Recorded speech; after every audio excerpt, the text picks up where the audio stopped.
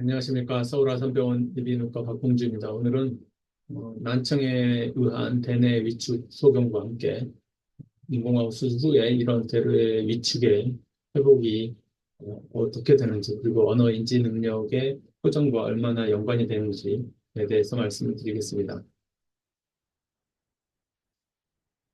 먼저 이제 난청에 의한 인지기능의 발생에 대한 이 연관에 대한 최근에 많은 보고가 있고 많은 사회적인 관심이 많습니다. 그래서 그 기전에 대해서 한번 알아보고 그다음에 보청기나 인공호흡을 통해서 이러한 인지기능 장애가 호전이 되는지에 대해서 리뷰를 한번 해보겠습니다. 그다음에 이제 저희 병원에서 인공호흡 환자에서 수술하기 전에 이제 MRI를 찍어서 난청에 의해서 발생된 대뇌 피질의 변화에 대해서 확인을 해보고 그러한 변화가 수술한 후에 떻게 변화가 돼서 회복이 되는지에 대한 최근에 저희 병원에서의 결과에 대해서 말씀을 드리겠습니다. 치매는 여러분도 다 아시다시피 후천적으로 기억이나 언어, 판단력 등의 여러 가지 영역에서 인지 기능이 감소하여 일상생활을 제대로 수행하지 못하는 임상증후군으로 알려져 있고 대부분이 알츠하이머가 가장 흔한 원인이지만 혈관성 치매에 의해서도 발생되는 걸로 알려져 있습니다. 7, 80%는 5%의 빈도가 있어서 어느 정도 덜 걱정할 수 있지만 이제 90세가 넘어가면은 기하급수적으로 빈도가 늘게 돼서 많은 사회적 문제가 되고 있고 앞으로는 90세 이상 살 수 있는 상황이 많이 되어 왔기 때문에 많은 사람들이 이에 대한 관심을 가지고 있습니다. 보시는 것처럼 이제 브레인을 보시면 MRI를 그냥 봐도 헬티 브레인과 알츠하이머 디지즈가 있는 브레인에서의 브레인 에이트로피를 확인할 수 있고 그런 패솔로지를 보시면 여기 이제 이렇게 아밀로이드 플라크가 혈관 주변에 있는 신경 주변에 있게 되고 그다음 이제 너브 자체에도 이 안에 인트라셀룰라 뉴로파이브럴리 탱글이라고 해서 타우 프로틴이 이제 축적이 되는 걸로 우리가 패톨로지를 알고 있습니다. 이게 이제 앱스토메트 결과인지 이거를 유발하는 건지는 확정되지는 않았지만 어쨌든 이러한 아밀로이드 플레이크나 타우 프로틴의 침착이 축적이 병과 연관이 되는 걸로 알려져 있습니다. 이런 난청과 치매의 연관성에 대해서는 1999년도 정도에 발견된 소견이 이제 가장 중요한 파인딩이 되겠어요. 그 전에도 이제 연관이 돼 있다는 보고는 있었지만 이제 이 연구가 가장 중요한 연구가 됐는데요. 미국 존스 홉킨스에서 600명의 한 60세에서 80세 환자를 10년 이상 관찰을 하면서 치매가 어떻게 발생되는지를 관찰을 한 연구입니다. 그러니까 이제 나이가 많이 든 사람을 10년 넘게 이제 관찰을 한 거죠. 그래서 이제 보시면은 그렇게 나이가 많은 사람을 10년 동안 봤더니 정상청력인 사람은 뭐 당연히 치매가 생기겠죠. 그렇지만 우리가 생각하는 별로 심하지 않은 경도난청이나 중도난청, 고도난청에서도 이러한 치매 발생률이 훨씬 더 높다는 것을 알 수가 있었습니다. 그래서 이제 난청과 치매가 연관이 된다는 것을 보고 있고 예를 들면 고도난청의 경우에는 뭐 불과 5년, 6년만 지나도 상당히 많은 수에서 치매가 발생되는 걸 볼 수가 있겠죠.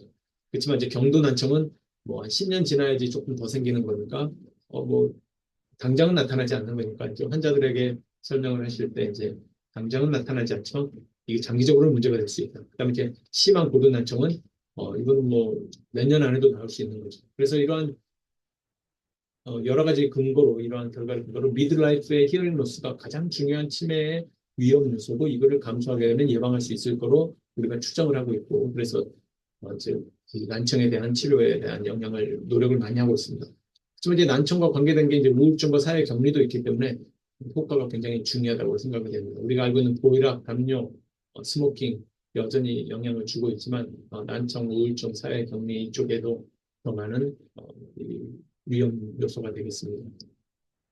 그래서 이제 난청의 치료가 왜 중요하냐? 결국은 난청을 치료를 하면 안 하면 이제 인지 기능이 부담이 돼서 인지 기능이 저하된다는 거죠. 그러니까 이거는 이제 인지 기능이 리저버가 있는데 잘 들으려고 너무 많이 쓰면 다른 데 쓰지 못하니까 문제가 생긴다. 이건 굉장히 소극적인 해석 방법이 있죠. 그래서 이제 잘 듣게 하면 좋아지겠죠. 그다음에 이제 대뇌 난청 때문에 구조적인 변화가 있으면 이 경우에도 이제 생길 수 있는데 이거를 해결을 하면 이제 이게 좋아질 수 있을지 이거에 대해서는 아직까지 발표가 없었습니다. 그다음에 이제 난청에 의하면 사회적 경계나 무드 저하에 의해서도 생길 수가 있겠죠. 그래서 이런 여러 가지 문제를 해결해주면 정말 치매 예방에 정말 중요한 팩터가 되지 않을까 이제 그렇게 생각을 하는 거죠. 신경과 관점에서 이제 좀 더 자세히 보면 패서피지올로지로 보면 아까 봤던 그 패톨로지가 우리가 있는 수피리어 템포럴 자이러스 그다음에 이제 뭐 히포컴프스나 아미그달라가 있는 미디얼 템포럴 로브에 다 패톨로지가 있다면 뭐 이 사람들 잘 듣게 해도 기능 자체가 안 좋으니까 못 듣게 되겠죠. 그렇지만 난청 때문에 서로의 이 미디얼 템포럴 로브와의 서로 인터액션이 부족해서 만일에 못 듣는다면 구조적으로 그런 경우에는 이거를 좋게 하면 좋아질 가능성이 이제 있다. 이제 이런 생각을 하는 거죠. 그 다음에 어, 방금 말씀드린 것처럼 코그니티브 로드가 많았어요. 못 들어서 힘들어가지고 이쪽에 너무 많이 써서 못 듣게 되는 경우는 당연히 잘 듣게 들어서 잘 들으려고 노력하는 그 코그니션을 그쪽에 쓰지 않게 하면 당연히 좋아지게 되겠습니다. 그 다음에 이쪽에 패톨로지가 있다 하더라도 이 오디토리 코텍스 쪽으로 해서 더 효과를 더 주면 패톨로지가 없는 경우에 비해서는 효과가 덜하겠지만 이 패톨로지가 있는 경우에도 이 오디토리 코텍스에서의 인풋이 들어가게 되면 좀 더 좋아질 수 있다. 이제 이렇게 생각하는 거죠. 그래서 근본적으로는 없는 것보다는 낫지만 이 패톨로지가 이 수필 템포럴 자이러스와 미들 템포럴 다 먹으면 그건 안 좋은데 이제 현실적으로 환자들 몇 명에서 패톨로지를 확인해 본 결과 이 오디토리 코텍스에 이런 패톨로지가 있는 건 극히 드물기 때문에 어쨌든 난청을 잘 재활을 하게 되면 치매나 코그니션의 기능이 좋아지는 데 도움이 될 거라고 생각이 듭니다. 그럼 과연 도움이 될 것이냐? 보청기를 통해서는 굉장히 많은 연구가 있어 왔습니다. 왜냐하면 환자가 굉장히 많으니까요. 그래서 보청기를 통해서 청각 제어하면 기억도 좋아지고 사회생활이나 인지 기능이 나빠진 쪽도 감소된다. 그럼 인공화학도 요즘에는 많은 관심이 있어서 많은 발표가 되어 있습니다. 그렇지만 이제 아직 충분하지 않고 앞으로 여러 기관에서 이제 앞으로 몇 년이 지나면 많이 발표를 할 거로 생각이 됩니다. 그래서 어쨌든 CI를 하게 되면 당연히 코그니티브 퍼포먼스도 상당히 많이 좋아진다. 이런 보고가 많이 있습니다. 이제 저희 병원에서는 이제 마찬가지로 한 5년 전 정도부터 이제 움직이는 검사를 하고 있고요.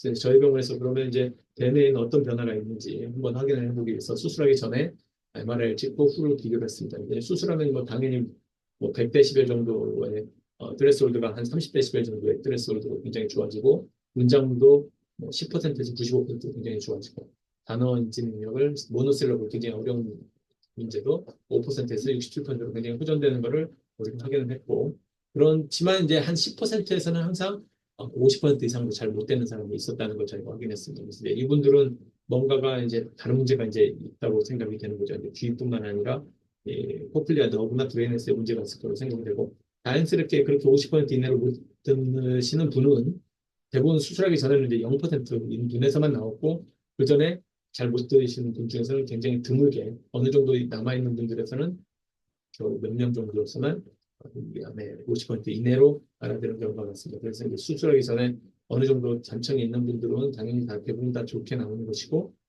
거의 0%로 못 듣는 분 중에서 이제 몇몇 분이 잘 못 듣게 되는 걸 확인할 수 있습니다. 그래서 이제 저희가 인공지능 모델을 통해서 어떤 팩터가 중요할지 한번 확인을 해봤고요. 그래서 그 확인해 보는 경과 데프 듀레이션이 가장 중요했고 보청기를 그전에 사용했느냐, 그다음에 나이가 어릴 때 수술했느냐 이런 게 이제 중요한 역할을 했습니다. 그걸 좀 더 자세히 살펴보시면 여기가 이제 수술한 나이고요. 이쪽이 이제 수술한 결과에 모너스를 모아두는 도시입니다. 그래서 10년 이내에 있는 사람들, 그러니까 4년, 5년 이내, 10년 이내에 있는 사람들은 굉장히 결과가 좋았습니다. 한 20살, 30살에 수술하면 거의 90%의 결과를 보였고, 70살에 수술하면 한 60%의 결과를 보였고, 크게 차이가 없습니다. 그래서 이제 10년 이내에 뇌프 환자들은 굉장히 결과가 좋다.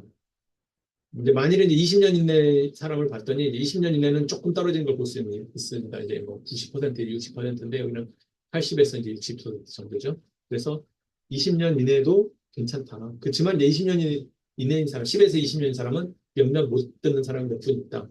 20년 넘는 사람들, 20년에 30년, 40년 된 사람들은 그래도 반 정도는 잘 듣고 반은 못 듣는다. 이렇게 결과가 났습니다. 이제 결국 그래서 나이 어릴 때 대프가 됐을 때 빨리 하는 게 좋고 그다음에 수술하기 여기는 이제 표현 안 했지만 보청기를 사용하는 게 훨씬 좋다 이런 결과를 저희가 얻었습니다. 그래서 이제 그러면 이제 어떤 브레인에 어떤 변화가 있어서 도대체 이런 몇몇 분들은 못 들을지 저희가 이제 확인을 해보기 위해서 수술하기 전에 MRI를 분석을 했습니다. 그래서 인공지능을 통해서 이렇게 분석을 해가지고 결과를 해보니까 수술을 그러니까 데프가 오래된 사람을 보면 청각 중추에서 굉장히 브레인의 코티컬 페니스가 감소된 걸 볼 수 있고 미들 템포럴 자이러스 그다음에 이쪽에 모터 센서리 에어리도 있고 달라무스에도 있었습니다. 그래서 이제 모터 센서리 에어리는 입이나 이런 혀 쪽에 문제가 있는 거죠. 그러니까 이제 말을 못해서 못 알아들으니까 서로 사회생활이 안 되고 대화를 안 하니까 이제 이쪽이 좀 감소됐을 거로 생각이 됐고 여기에 당연히 수프레 템포랄자이러스 못 들으니까 떨어진 거고 미드 템포럴 자이러스 쪽은 이제 언어 이해와 연관이 된다고 이제 확인되어 있습니다. 그래서 이제 이해를 잘 못하게 되고요. 그래서 이제 이분들에서 브레인에 언어 문제가 있어서 수술을 해도 결과가 안 좋은지를 봤더니 이 미드 템포럴 자이러스 쪽에 기능이 떨어진 분들이 특히 이제 결과가 나쁜 걸 확인을 할 수 있었습니다. 그래서 이제 이러한 브레인의 변화가 예, 수술 후의 결과도 우리가 예측할 수 있는 그런 걸 확인해봤습니다. 그렇다면 이제 저희 병원에서는 이제 그 후로 이걸 조금 더 스코프를 넓혀서 이제 수술하기 전에 이제 디퓨전 텐서 이미지나 fMRI를 통해서 브레인의 액티비티의 변화를 그다음에 커넥티비티의 변화를 보고 있고 그다음에 이제 수술한 다음에 어떤 우주적인 변화가 있는지 확인을 하고 있는데 그 결과를 잠깐 말씀드리면 여러분도 아시다시피 인공호흡 수술을 하면 약간 아티팩트가 생깁니다. 그렇지만 아주 소규모로 생기고 최근에 MRI는 최근에 이제 기계는 MRI를 찍는데 전혀 문제가 없죠. 그래서 이러한 수술한 다음에 이쪽 반대쪽은 이제 잘 보이기 때문에 아티팩트가 없고 그래서 이제 이 반대쪽을 결과를 분석을 하면 어, 이 인공화를 수술을 해서 잘 듣게 된다면 브레인이 어떻게 변하는지 우리가 알 수가 있겠습니다.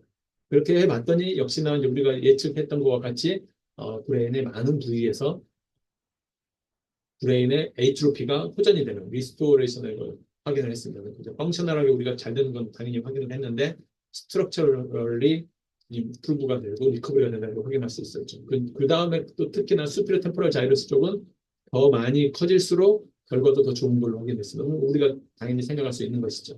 그렇지만 이제 이러한 중요한 거는 왜냐하면 이제 소리는 컨트라라테랄 쪽으로 대부분이 많이 난다는 것 때문에 그래서 이제 결국은 이 결론을 지으면 난청에 의해서 여러 가지 벤의 피질에 위축이 된 걸 저희가 확인을 했고 인공호흡을 통해서 어, 청각 제어이 가능하고 또한 스트럭처럴이 브레인의 코티컬 에이트로피가 호전이 되는 걸 우리가 확인을 해서 객관적으로 이런 확인을 함으로써 여러 많은 사람들이 구조적이나 기능적으로 호전되는 것을 볼 수 있었다는 것을 저희가 생각을 할 수가 있었습니다. 그래서 저희가 환자를 볼 때 난청이 있는 환자를 보면 보다 적극적으로 청각 제어를 통해서 의사소통이나 원활한 사회생활이 가능하도록 하여 뇌 건강을 유지하는 쪽으로 우리가 하면 아마도 아마 나이가 들어서 90세를 넘을 때까지 정상적인 인지 기능을 유지하는 데 많이 도움이 되지 않을까. 그다음에 사회생활도 충분히 잘 할 수 있지 않을까 그렇게 생각이 됩니다.